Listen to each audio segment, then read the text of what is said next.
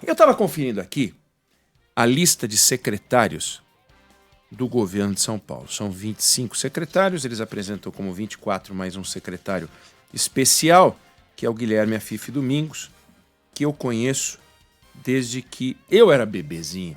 Então, na verdade, ele me conhece desde que eu era bebezinho, porque ele é da colônia libanesa, família da minha mãe também, e ele me pegou no colo quando era bebezinho. Olha que história engraçada. Guilherme Afife Domingos, que foi candidato a presidente da República. Então tem lá um Guilherme, tem lá um Renato, que é secretário de Educação, tem o Gilberto Kassab, secretário de Governo, tem o Rafael Benini, secretário de Parcerias e Investimentos, Guilherme Derrite, a gente ouve falar muito dele, né, secretário de Segurança Pública, mas eu não achei nenhum secretário chamado Luiz Manuel Fonseca Pires. E nem nenhum Luiz Roberto Barroso. Tem uma Laís Vita, que é secretária de Comunicação. Fernando Antônio Torres Garcia, não achei também. Com F tem Fábio Prieto, que foi do TRF de São Paulo e é o secretário de Justiça e Cidadania. Por que eu anoto que não tem um secretário chamado Luiz Manuel Fonseca Pires, um secretário chamado Fernando Antônio Torres Garcia ou um secretário Luiz Roberto Barroso? Porque esses três magistrados, um juiz, um desembargador e um ministro do Supremo Tribunal Federal, é que tomaram uma decisão que deveria caber ao governador, ao secretário de Educação, que é como será a gestão das escolas públicas de São Paulo. Veja só, São Paulo resolveu colocar o Tarcísio de Freitas no governo e com ele um programa de governo. Existe uma lei para tudo, existe a Constituição brasileira, muito detalhista. Agora nós escolhemos, os habitantes de São Paulo, os moradores de São Paulo, os eleitores de São Paulo, escolheram Tarcísio de Freitas e não Fernando Haddad. Se a gente tivesse escolhido Fernando Haddad, a gente teria outro tipo de discussão, mas escolhendo Tarcísio de Freitas, a sociedade elegeu um projeto que acredita na iniciativa privada. Mas a iniciativa privada tem lá o seu limite para trabalhar, né? Não pode fazer de tudo. Aí, o governador de São Paulo resolveu fazer uma PPP de escolas, uma parceria público-privada, com 33 escolas estaduais. Veja só, claramente está dito o que diz o edital, diz o seguinte: a gestão e operação das estruturas será privada, mas a gestão pedagógica permanece com a Secretaria de Educação. Lá diz, toda a parte pedagógica de ensino das escolas continuará sob responsabilidade da Secretaria de Educação do Estado, assim como a contratação de professores. O ensino, portanto, vai seguir público e gratuito. O que muda? Como explicou o secretário executivo da Secretaria de Educação, Vinícius Neiva, na época em que o edital saiu, eu estou me referindo a uma discussão de junho do ano passado. Quebrou uma telha. Ou a gestão privada é que vai resolver. Construir a escola, fisicamente, tijolo, construir a escola, administrar os serviços como alimentação, vigilância, portaria, limpeza. O que diabos tem a ver limpeza e portaria com conhecimento, com educação, com pedagogia? Necas, nada. Toda hora que o Estado tudo compra no setor privado, tem que fazer uma licitação. Aí, 5 processos de licitação para cada um dos serviços. Então faça um contrato, 25 anos de gestão privada, da área não pedagógica da escola, claro como a luz do dia, em dias de sol, claríssimo, não tem dúvida nenhuma. Mar do Caribe, não tem privatização, não tem transferência de responsabilidade pedagógica para a iniciativa privada. Aí, a turma do contra, a militância, resolve entrar na justiça. E o secretário de Educação número 1 de São Paulo, juiz Luiz Manuel Fonseca Pires, da Terceira Vara da Fazenda, o que ele faz? Ele pega e anula a concessão. Anula. Ele anulou. Ele já tinha dado uma liminar suspendendo os contratos do primeiro leilão. Foram 2 leilões, primeiro para 17 escolas, depois para 16. Ele anulou primeiro.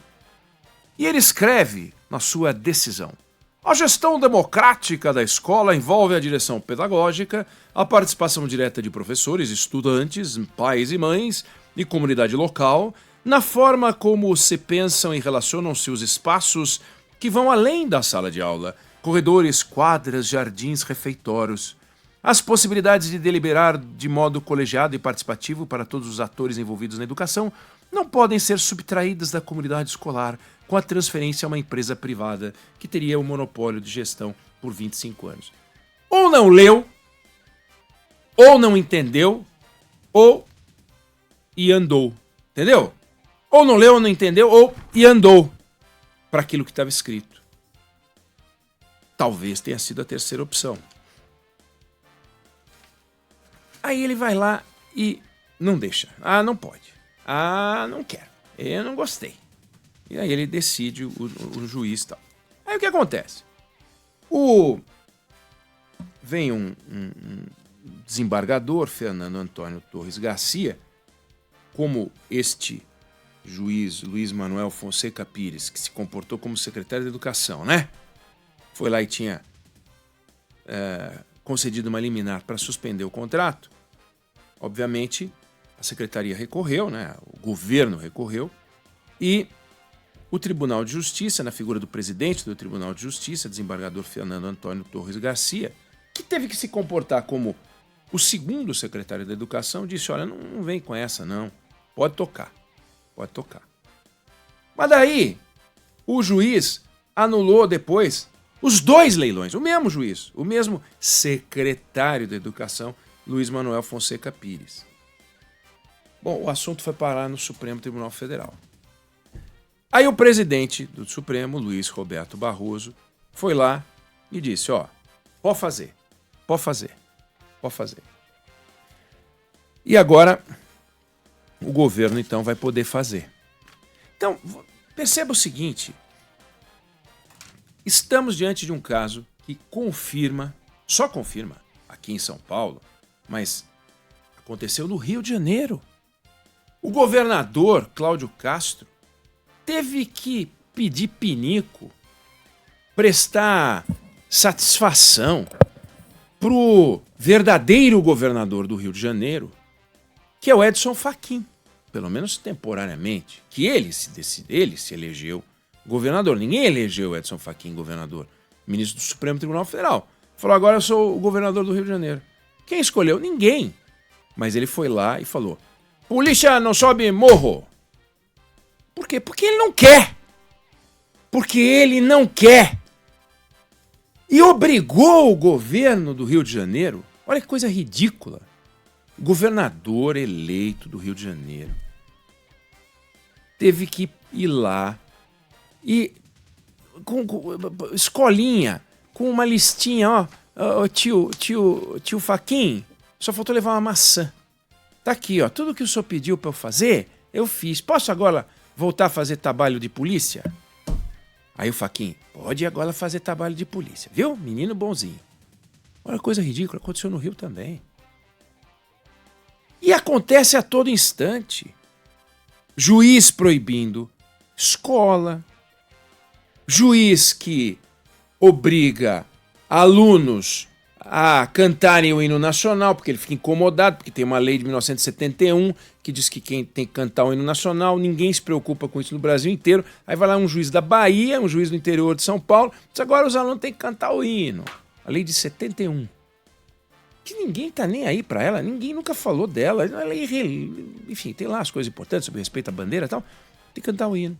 Ele diz: agora tem que cantar o hino. Aí ele vai lá e obriga que 2 cidades lá, os alunos se coloquem ali no pátio e tem que cantar o hino nacional. Aí o governador resolve fazer um hospital numa cidade e muda. Vou fazer na outra cidade. Vai o juiz e diz que não, tem que fazer naquela cidade. Aí começa uma obra, o juiz diz agora tem que parar a obra. É uma coisa inacreditável. A gente critica o Poder Executivo, né, o governo federal, pelo excesso de medidas provisórias. Quantas vezes você já ouviu isso? Excesso de medidas provisórias. Por quê? Porque o processo democrático passa pela ideia de você apresentar uma matéria ao Congresso Nacional e, a não ser que seja urgente, e não vale dizer que tudo é urgente, você vai lá e propõe um projeto de lei, né? Ou outra forma, lei complementar se for o caso, às vezes tem essa tal de PEC, né? Tudo a gente coloca na Constituição. Bom, mas o governo apresenta uma quantidade. A quantidade de medidas provisórias no Brasil realmente é uma coisa inacreditável. Às vezes o próprio Congresso fala, manda uma MP, daí a gente faz tramitar mais rápido. E a gente critica, dá pancada, reclama, com razão. Pois o Poder Judiciário tem medida provisória para tudo. Dá uma liminar, não deixa fazer. Dá uma liminar, ordena fazer. Dá uma decisãozinha lá. Quer dizer, quem é que está governando esse país? Quem é que está comandando esse país? De que maneira a gente pode acreditar como que os poderes são independentes e operam de maneira harmoniosa?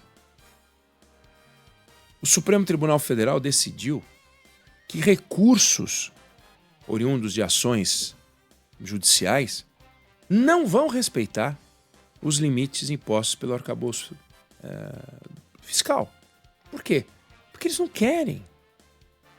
Entendem que isso é uma maneira de reforçar a autonomia do judiciário. E a autonomia do executivo? E a autonomia do legislativo? Não existe. Para eles não existe. Então, eles estão se comportando como imperadores do Brasil. Aliás, quando era presidente do Supremo Tribunal Federal, o ministro Dias Toffoli chegou a dizer que o Supremo Tribunal Federal era o poder moderador, que é uma piada, que a gente não tem poder moderador no Brasil desde o Império. Mas, na cabeça do Toffoli, e que obviamente não traduz apenas uma visão pessoal dele, individual, o Supremo Tribunal Federal é o poder moderador. E tudo vai para lá e tudo eles resolvem. Tudo eles resolvem. Resolvem que pessoas devem ser julgadas no Supremo Tribunal Federal quando é óbvio que deveriam ser julgadas pelo juiz natural, no lugar onde moram. Mas não. O ministro Alexandre de Moraes obrigou o governo federal a fazer uma política para a gestão de um problema grave no Brasil, que é dos moradores de pessoas em situação de rua. Daí ele obrigou o governo federal, obriga o governo federal a fazer uma política. Como é que o Poder Judiciário pode obrigar o governo federal a fazer uma política? Como é que o Poder Judiciário pode obrigar o governador a proibir o governador de subir o morro? Como é que o Poder Judiciário pode dizer que um governador não pode fazer uma PPP quando ele não está privatizando o sistema de ensino no Brasil? Em São Paulo, no caso. Não está. Então, como é que faz isso?